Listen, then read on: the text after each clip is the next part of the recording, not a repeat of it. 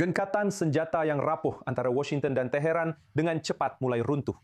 Semalam, pasukan AS melakukan serangan untuk malam keempat berturut-turut terhadap target-target Iran, menghantam lokasi militer di seluruh wilayah selatan negara itu saat Presiden Trump semakin memperkeras kebijakan tekanannya. Iran juga mulai membalas dan memperluas pertempuran. CENTCOM mengatakan Iran kini telah menargetkan setidaknya 7 kapal komersial dalam waktu 1 minggu. IRGC mengancam akan menghentikan lebih banyak jalur ekspor energi dari Timur Tengah. Dan dalam beberapa hari terakhir, rudal dan drone Iran menyerang Kuwait, Bahrain, Yordania, Qatar dan Oman. Dengan IRGC mengklaim telah merusak pangkalan Amerika Syarikat dan kepentingan Amerika. Sementara itu, Presiden Trump meningkatkan ancaman eskalasinya. Saya akan menunda target energi sampai akhir, tapi pada akhirnya kita akan menyerang target energi. Ya, tapi kita akan menyerang mereka dengan sangat keras malam ini. Kita akan menyerang mereka dengan sangat keras besok malam. Kita akan menyerang mereka dengan sangat keras malam berikutnya. Dan minggu depan akan menjadi sangat buruk bagi mereka, karena minggu depan giliran pembangkit listrik. Minggu depan giliran jembatan. Kita akan menghancurkan semua pembangkit listrik mereka. Kita akan menghancurkan semua jembatan mereka, kecuali mereka mau duduk di meja perundingan dan bernegosiasi. Ini bukan pertama kalinya Trump menggunakan ancaman seperti ini untuk mendorong terjadinya perundingan. Namun hal ini menunjukkan bahwa pertempuran masih bisa meluas dengan konsekuensi berat bagi Iran dan negara-negara Teluk. Sementara Israel untuk saat ini belum terlibat dalam pertempuran. Namun pejabat Israel menilai bahwa IS sedang meningkatkan persiapan untuk kemungkinan terjadinya kembalinya konfrontasi militer skala penuh dengan Iran. Semalam, AS juga telah memberlakukan kembali blokade laut terhadap pelabuhan-pelabuhan Iran. Harga minyak melonjak ke tingkat tertinggi sejak penandatanganan MOU kerana kekhawatiran meningkat terhadap aliran minyak melalui Selat Hormuz. Jadi untuk mendapatkan lebih banyak tanggapan, dengan senang hati kami menyambut Jonathan Saye, analis riset yang fokus pada Iran di Foundation for the Defence of Democracies yang sekarang bergabung bersama kami secara langsung dari Washington. Senang bertemu dengan anda. Terima kasih banyak sekali lagi. Jadi Selat Hormuz tetap menjadi pusat ketegangan ini. Siapa yang mengendalikan dan bagaimana dengan kemungkinan biaya yang dikenakan? Apakah tekanan militer ini berhasil? Komando Pusat Amerika Serikat melakukan serangan terhadap Iran selama 90 menit pagi ini. Apakah ini yang diperlukan untuk membuat Teheran kembali ke meja perundingan? Bagaimana pendapat anda? Tantangannya bukan membuat Teheran kembali ke meja perundingan. Ini tentang mendapatkan konsesi yang substansial dari mereka. Kedua belah pihak, Teheran dan Washington, telah menegaskan bahwa mereka bersedia berbicara sambil tetap melakukan aksi militer. Tetapi itu tidak selalu membuahkan hasil. Namun untuk Selat Hormuz itu sendiri, tantangannya adalah rezim dapat melumpuhkan selat itu hanya dengan 1 drone saja. Bahkan tidak perlu menggunakan rudal, meskipun kadang-kadang mereka melakukannya. Jadi menghancurkan semua instalasi militer ini pasti akan berdampak. Tetapi yang dibutuhkan hanyalah 1 orang dan 1 proyektil untuk kembali melumpuhkan jalur ini. Namun demikian, kampanye besar-besaran ini mungkin menandakan bahwa Amerika Serikat sedang mempertimbangkan opsi lain. Saya tahu diskusinya bahkan cukup keras, bahkan sampai ke provinsi Barat Daya Bushehr, dengan kemungkinan mengerahkan pasukan darat untuk benar-benar mengamankan selat itu. Tapi sepertinya kita masih cukup jauh dari situ. Idenya tampaknya adalah menekan para pengambil keputusan di Teheran agar tidak menyerang selat tersebut, bukan menghilangkan kemampuan mereka atau menghancurkan aset-aset itu sendiri. Dan bagaimana pendapatmu tentang blokade AS terhadap pelabuhan-pelabuhan Iran yang kembali diperlakukan? Militer AS mengatakan mereka telah mengarahkan kembali 2 kapal komersial sejak blokade itu diperlakukan kembali. Sementara itu, AS juga mengatakan bahawa Iran telah menyerang 7 kapal komersial dalam seminggu terakhir. Belum lagi Iran terus menargetkan negara-negara Teluk. Berapa lama lagi hal ini bisa terus berlangsung sebelum terjadi perubahan besar? Bagaimana pendapatmu? Kita telah melihat blokade menjadi alat tekan terbaik yang dimiliki Amerika Serikat terhadap Republik Islam, karena ini adalah wujud sempurna dari kampanye tekanan maksimum, sebab sanksi hanya bisa mencegah sampai batas tertentu. Karena blokade itulah, rezim tidak lagi bisa menyelundupkan minyak secara ilegal ke Tiongkok. Jadi daya tekan itu sangat penting, terutama karena inflasi di Iran sedang meroket tertinggi sejak Perang Dunia Kedua. Tapi sekali lagi, ini menimbulkan pertanyaan, apakah tekanan hanya akan memoderasi perilaku Teheran atau justru paranoia yang kembali muncul di kalangan pejabat rezim akan membuat mereka semakin enggan menandatangani kesepakatan. Dan mereka akan melihat kompromi sebagai tanda kelemahan.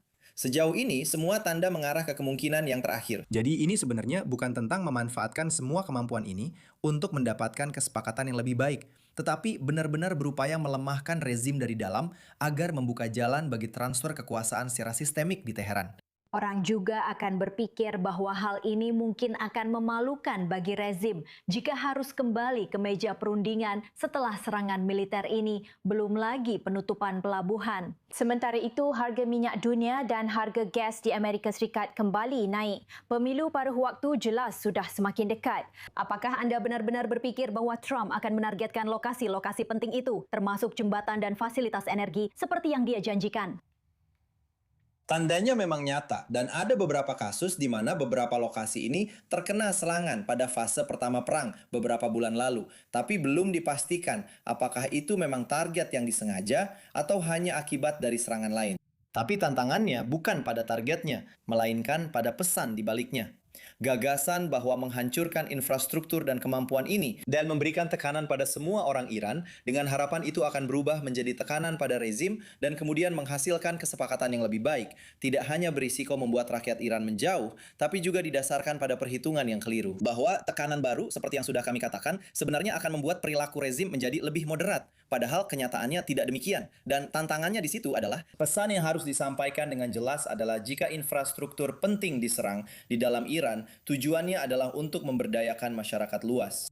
Dan bukan untuk meninggalkan rakyat Iran tanpa infrastruktur di bawah rezim brutal yang sekedar menandatangani perjanjian dengan Amerika Serikat. Banyak risiko yang menyertai dalam kemungkinan langkah-langkah tersebut. Kita tunggu bagaimana semuanya akan berkembang.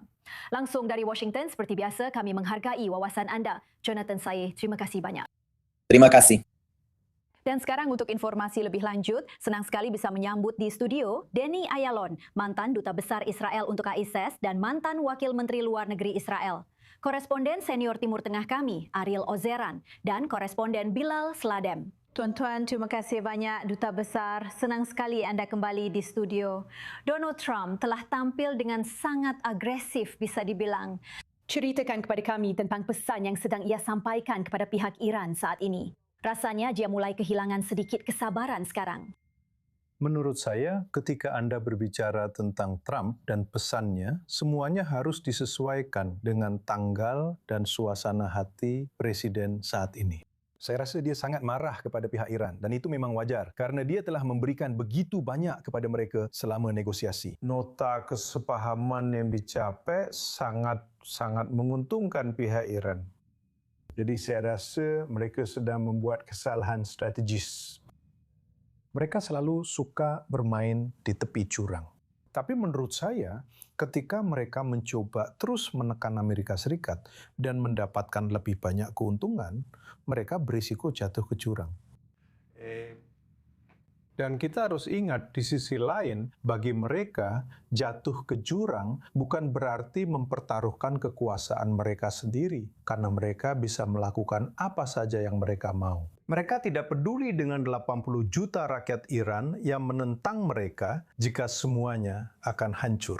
Kita sedang membicarakan rezim yang sangat radikal, ekstrim, dan berbahaya, yang dalam beberapa hal bersifat mesianik, yang tidak keberatan hancur lebur daripada menyerah atau apa yang dianggap sebagai penyerahan diri. Pada akhirnya, saya pikir Trump tidak akan punya pilihan selain turun tangan. Dan saya pikir dia lebih memilih melakukan itu daripada dipanggil tako lagi. Tidak diragukan lagi, Ariel Ozeran sangat sulit bahkan untuk mencoba membayangkan apa yang ada di benak para pemimpin rezim Iran. Bahkan tidak jelas siapa yang sebenarnya membuat keputusan-keputusan itu. Tapi kalau kita lihat apa yang dibutuhkan agar negosiasi itu bisa dilanjutkan, seperti yang sudah kita singgung sebelumnya, ini bukan hanya soal tekanan militer, tapi juga soal menunjukkan tanda-tanda kelemahan. Dan jelas, rezim tidak ingin melakukan itu. Lihat, Amerika Serikat tidak mendapatkan konsesi yang diinginkannya dari Iran setelah kampanye militer intens selama 40 hari. Jadi mengharapkan hasil yang berbeda dari serangan dengan intensitas lebih rendah itu jelas tidak masuk akal. Tapi bicara soal tidak masuk akal, rezim saat ini tampaknya tidak berniat memberikan konsesi apapun sebagai akibat dari serangan-serangan ini. Pada akhirnya, mereka punya dua tujuan utama. yaitu tujuan jangka pendek dan tujuan strategis. Dalam jangka pendek, tujuannya adalah untuk menegaskan dominasi mereka atas Selat Hormuz. Mereka menutupnya pada hari pertama perang, dan semua pesan mereka terfokus pada hal itu. Bahkan, mereka begitu sering membicarakan Selat Hormuz, mereka juga bermaksud untuk mengalihkan perhatian publik dari ancaman nuklir. Itu juga salah satu alasan mengapa mereka sangat fokus pada selat tersebut. Jadi serangan-serangan ini dimaksudkan untuk melemahkan posisi mereka dan kemampuan mereka untuk memberlakukan kendali yang telah mereka ambil alih atas selat tersebut. Hal ini tidak mungkin akan mengubah situasi tersebut dalam waktu dekat. Blokade tersebut bisa menjadi faktor penentu di sini untuk mendorong mereka kembali ke meja perundingan. Namun dalam skema yang lebih besar, salah satu tujuan strategis utama Iran adalah menghapus kehadiran Amerika dari negara-negara Teluk Arab. Mereka tidak ingin melihat Amerika Serikat di sini. Sama seperti negara-negara Teluk Arab yang telah menyadari bahwa mereka harus hidup berdampingan dengan rezim Iran yang semakin berani dan radikal ini. Iran tidak ingin menerima kenyataan bahwa Amerika Serikat memiliki kehadiran militer di sini. Jadi Iran terus-menerus menyerang pangkalan-pangkalan AS di negara-negara Teluk Arab ini dengan harapan hal ini akan mendorong negara-negara tersebut untuk mengubah pikiran mereka dan menyingkirkan kehadiran AS di sana. Sekali lagi, di sini saya juga tidak begitu yakin mereka akan mampu melakukannya. Mencapai tujuan mereka, pada akhirnya mereka merasakan kepahitan yang mendalam, terutama setelah pemimpin tertinggi mereka dieliminasi. Mereka ingin memulihkan kehormatan mereka. Dan cara untuk melakukan itu bukan dengan membuat konsesi, melainkan dengan memberikan lebih banyak tekanan kepada pihak Amerika. Jadi itulah yang mendorong mereka saat ini. Bukan kembali ke meja perundingan, mencoba menghentikan perang dan mencapai kesepakatan diplomatik dengan Amerika Serikat, melainkan mencari berbagai cara untuk menekan Amerika Serikat agar menerima semacam nota kesepahaman yang lain, atau setidaknya pola pikir untuk mencapai kesepakatan diplomatik dengan Iran yang dianggap menguntungkan oleh Iran.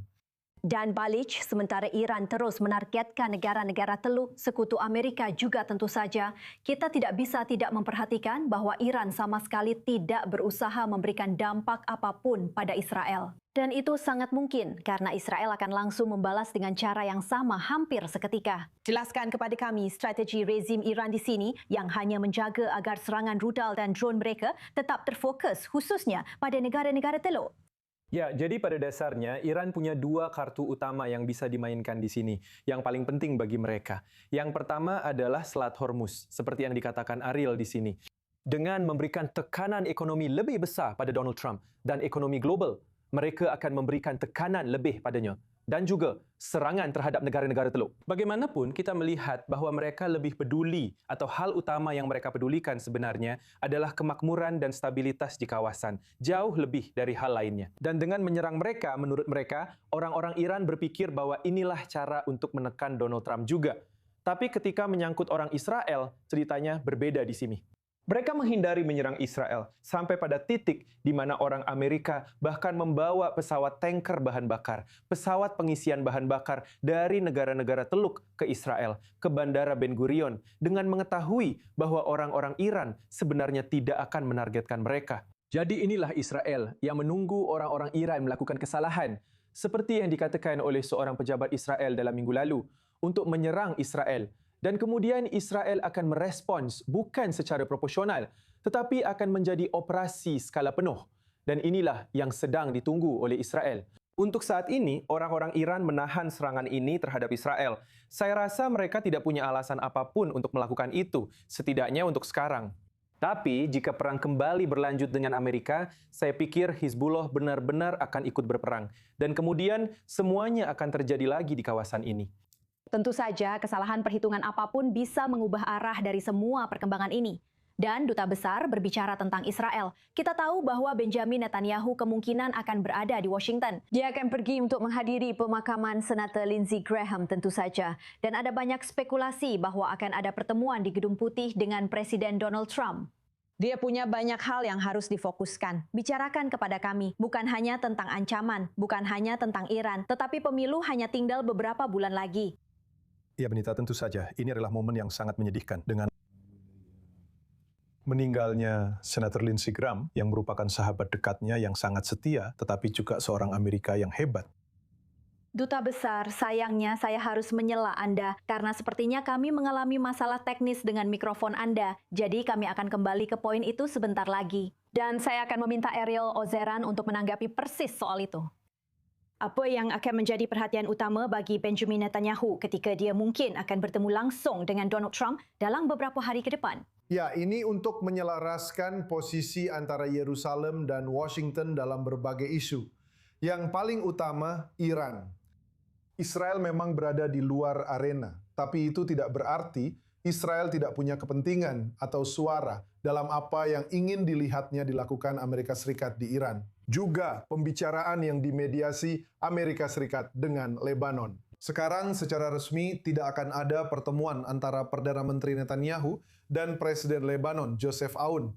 Tapi mereka berdua akan berada di Washington pada waktu yang sama. Jadi, siapa yang tahu apa yang akan terjadi di balik pintu tertutup?